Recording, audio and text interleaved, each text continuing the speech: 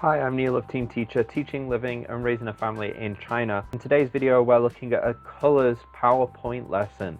Let's check it out.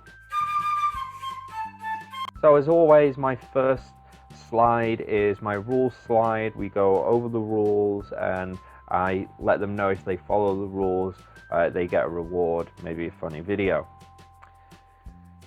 So this class is about colors, and this PowerPoint is actually my total PowerPoint, as it includes all the colors and all the different games that I do with colors.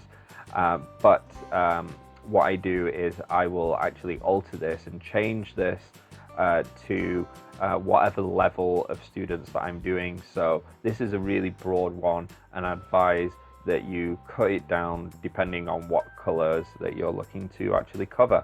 So when I say colors to the students and I show them these pictures, I'm going to try and elicit what colors that they already know, and then we're going to go through the pronunciation and see if they can identify the colors. Yellow, like hello. I try and think of different ways to actually make it really memorable. One thing that I've always noticed with Chinese students and Asian students in general is they have a lot of difficulty with this word because they try and use 3 syllables. They'll often say orange. So it's actually orange, which is 2 syllables, but because it's got that hard sound, they like to add the E on, and it makes sense to them phonetically, and it makes sense to me phonetically, but that's not how we say it. One thing that I do with orange is I like to count it on the fingers and say orangey, no, no, no, orange, yes, yes. It's a great way to just kind of get them reminded and allow them to be able to easily remember it. So we go through all the colors. Maybe if I have time and I'm only doing a small amount of colors, I'm going to ask them what is blue and stuff like that, and see if they can give me some other vocabulary about things that are blue, like the sea or the sky or fish or whatever.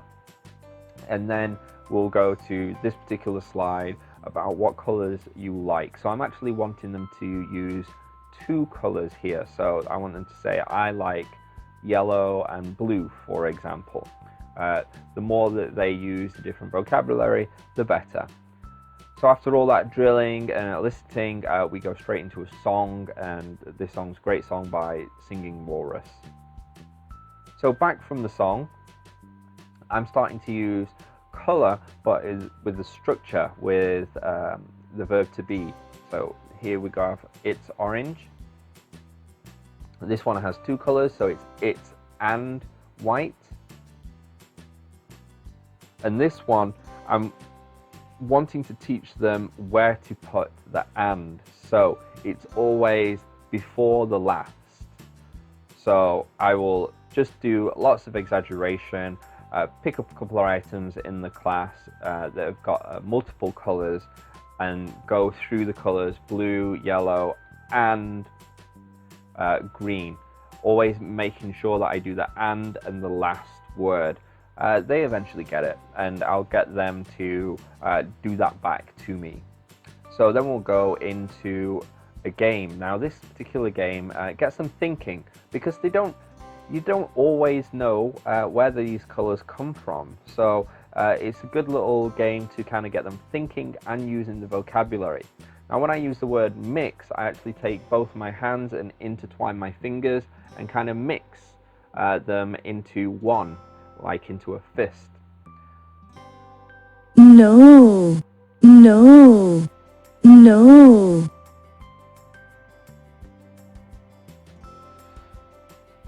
No, no.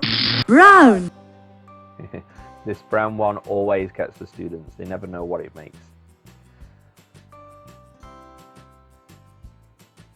So after this, we actually play a game where they have to paint the item. So it's really a guessing game, and they can use whatever sort of colors they want. Yellow. But a lot of the items you kind of know kind of what it's going to be. So they might think that, oh, it's a cow, it's going to No. be white. Brown. So they kind of have an idea, but you know, it's an educated guess for the most part. So after doing that little guessing game, and we go into another song and get them up singing, get them up dancing, and then we come back to this game.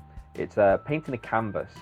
So how it works is the students have to choose a color. Every time they choose a color, it paints a bit of the picture. And from the little bit of the picture, you have to start identifying what it is. All of these are going to be verbs. So this one is swim. Now you might notice that a lot of the colors are very similar. So what I've done is I often teach light and dark as an extra vocabulary here, and I'll keep it on the board, and they can tell me if it's light blue or dark blue.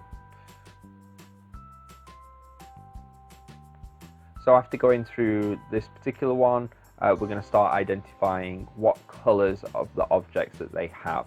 So what color is your bag? What color is your pencil? I'll get a couple of students to come up and answer this and show, and then for production, I'm going to set them, or try to set them, into groups or with their partners, and get them to hold up their different items to their partner, to their group, have their group say what color is your blah blah blah item that they're holding, and then they identify what it is. Pretty simple, pretty easy, and it's a lot of fun.